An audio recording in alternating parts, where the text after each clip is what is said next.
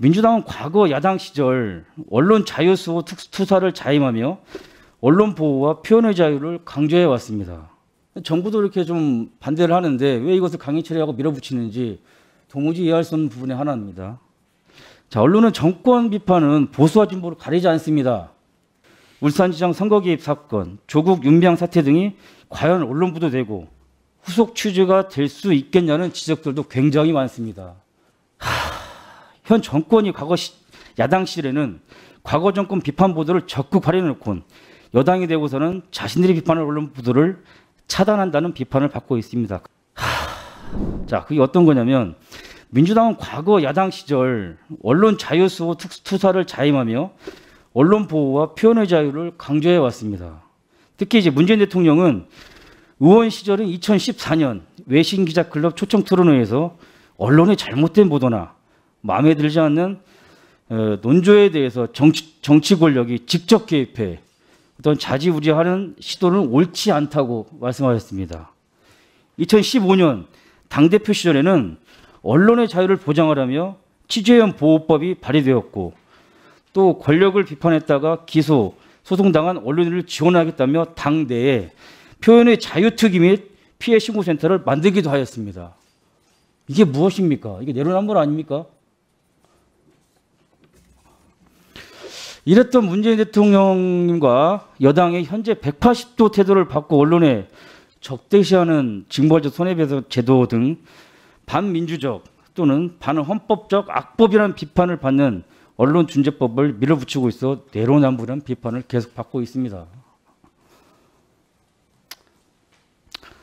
자, 또는 이번 언론중재법 개정안과 관련해서 문체부는 법안 소위에서 오영우 차관은 전례가 없다, 또 과도하다는 입장을 또 내놨고 실무를 담당하는 미디어 정책과 내부적으로도 반대 의견이 더욱 심했던 것으로 알고 있습니다.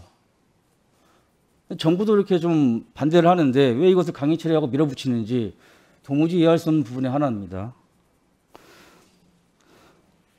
자, 언론은 정권 비판은 보수와 진보를 가리지 않습니다. 근데 도대체 무엇을 숨기려고 하십니까? 이번 언론중재법 강행 처리 이후에 이는 현 정권에 대한 비판 기사를 통제하기 위해 위한 것이라는 비판이 굉장히 많습니다. 지금 민주당이 추진하는 언론중재법 하에서 환경부 블랙리스트 사건, 유재수 감찰무마 사건, 울산지방 선거 개입 사건, 조국 윤비양 사태 등이 과연 언론 보도되고 후속 취재가 될 수 있겠냐는 지적들도 굉장히 많습니다. 어떻게 언론사들이 현 정부를 비판하고 과연 잘못된 것들을 잡아낼 수 있을까요?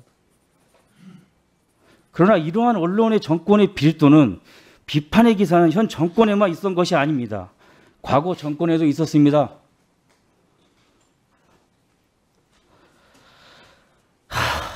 현 정권이 과거 야당 시절에는 과거 정권 비판 보도를 적극 활용해놓고 여당이 되고서는 자신들이 비판할 언론 보도를 차단한다는 비판을 받고 있습니다. 그렇다면 최근 무죄를 받은 MBC의 채널A 검언유착 보도에 대해서도 징벌적 대상이라는 지적이 있습니다.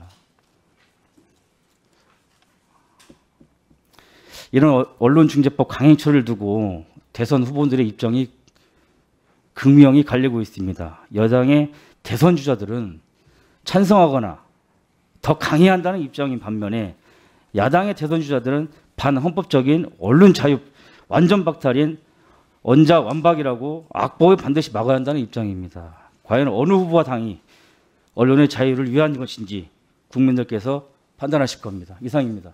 네.